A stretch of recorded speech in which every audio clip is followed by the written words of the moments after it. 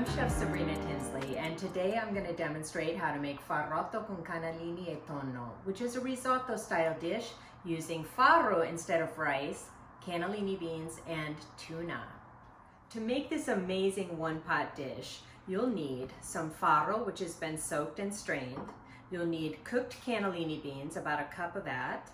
You'll need 2 cloves of whole garlic, some rosemary sprigs, some tuna, and we're going to use canned tuna, Asdomar is the brand, a little bit of salt and cayenne if desired for seasoning.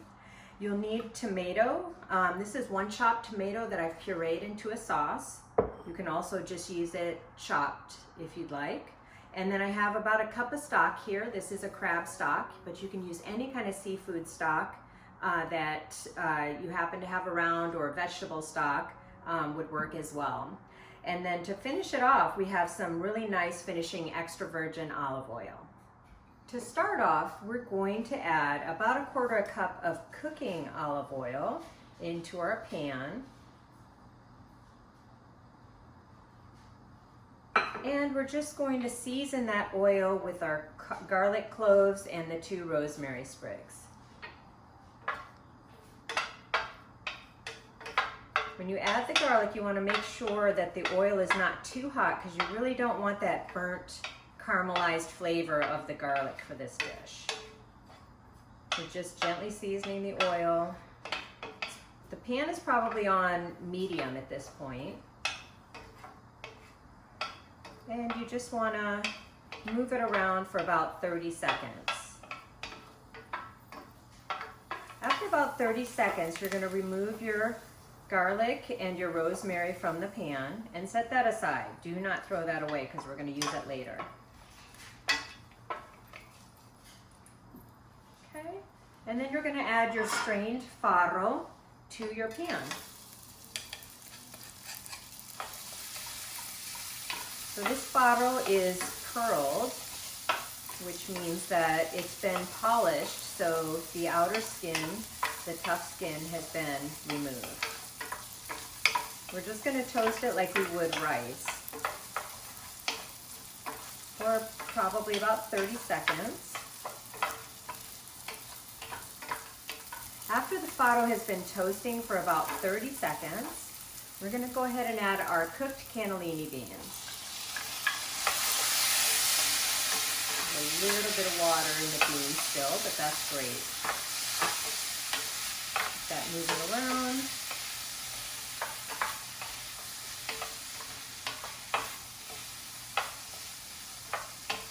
Nice, and then at this point, we'll go ahead and add our tomato puree.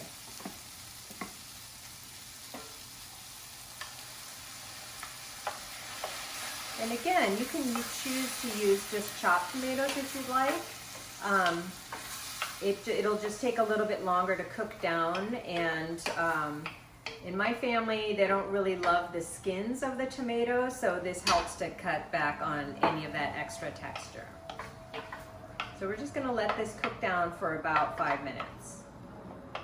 While the farro is cooking down, I'm going to go ahead and mince my rosemary and my garlic, which I'm going to add back into the pot to give it a little bit of additional seasoning. This could be a very strong flavor, so you might want to add just a half at a time before adding all of it. It just might be too strong, because both rosemary and garlic, as you know, are very strong flavors.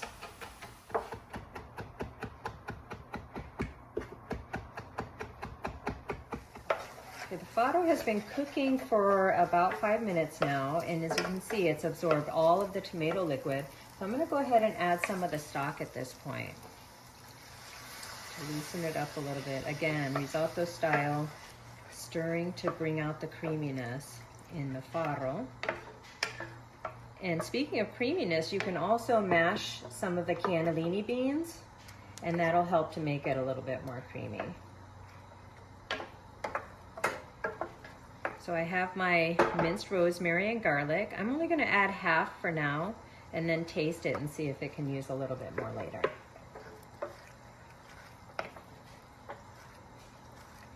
And speaking of tasting, I'm going to go ahead and taste it at this point to see if it needs any salt.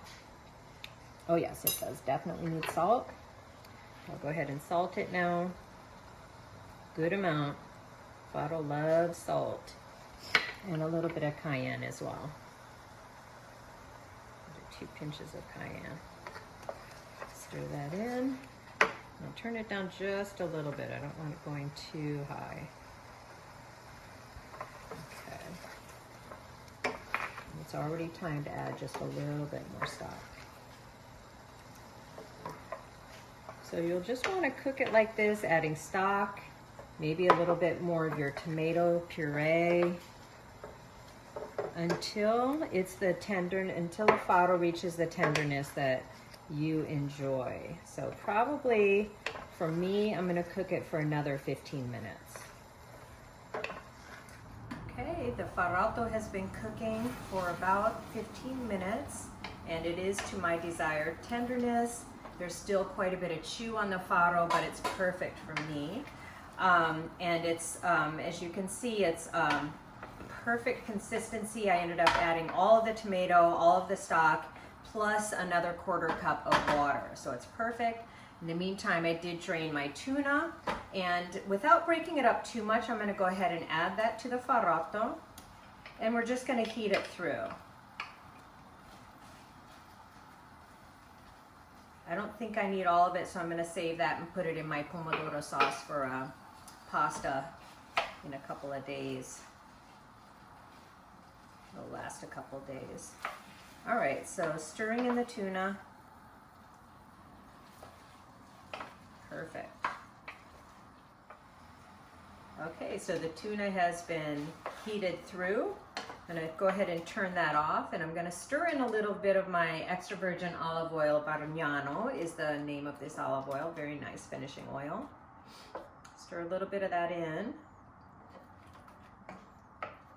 And I've already tasted for salt. It's perfectly seasoned. And we're going to plate up a dish. Okay, this recipe makes 2 generous servings of farrotto. I'm going to plate up 1.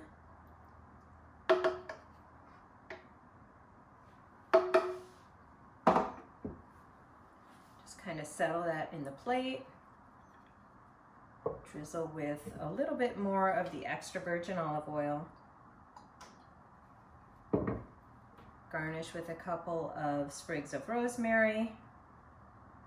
And we are done. Enjoy.